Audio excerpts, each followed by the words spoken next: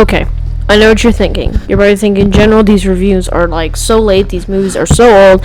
I know, but I just got to see Secret Life of Pets 2 and Godzilla King of the Monsters, and I have some thoughts on both of them. So I thought instead of just doing a review on each and separate one film, I'll just do a double review.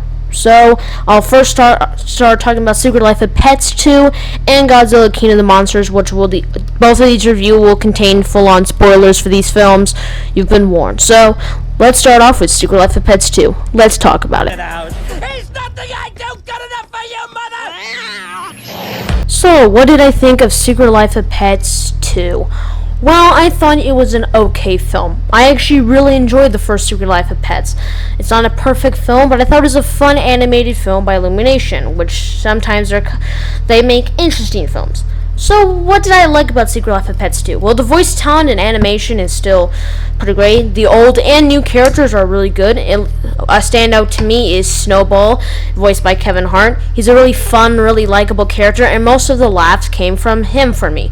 Also, one of the newer characters, my favorite indeed, was Rooster, voiced by Harrison Ford, which is an interesting thing because I've never seen him in an animated film before, because I don't think he's done, and that's really good. The movie's also pretty funny, and the movie's also pretty fast-paced. There was not really any drag moments, and I thought the film had a lot of fun moments and a lot of interesting stuff.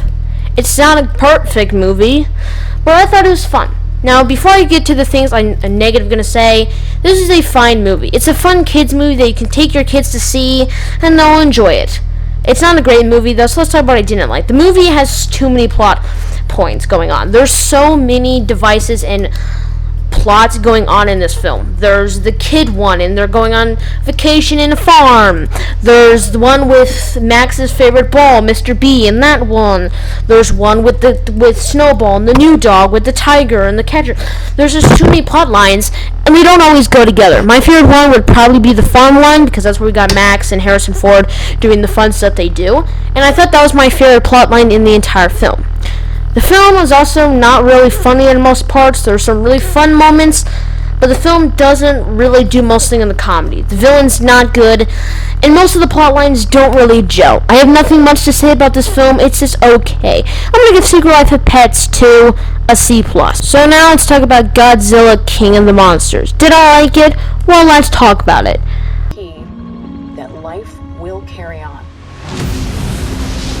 But I really did like the setting that it set. So Godzilla King of the Monsters was a fine film. Let's talk about the specifics, starting with the good. Millie Bobby Brown is still really good in this film. She's a great young actress, and she's really good in this film, even though her character isn't the strongest. The visual effects and monster scenes are easily the best part of this film, because that's what people come to a Godzilla film for. People come to a Godzilla film for Godzilla. They don't come for it for any other character. They just come for it for Godzilla. So I really did think that worked in the film very, very much, and I did think that gave the film a big munch. There is much more battle sequences in this film from the first film, because that was one of people's biggest problems. Hey, there's not enough big action scenes in the film, so we're going to incorporate it much. And I thought that was really fun. There's some really epic moments, and I thought this film had a lot of fun stuff.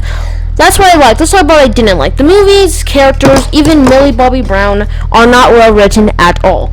They're stupid, they don't really think like real people, and the dialogue and writing for them is just really bad. There's some really cheesy moments, like just for this film, there's some really dumb moments. There's just one moment with Godzilla that is just absolutely stupid, and not in a fun way either. Also, this movie feels overstuffed.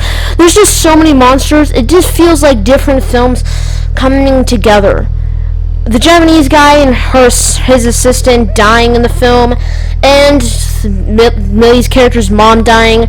I didn't feel much emotion. Godzilla dying halfway through.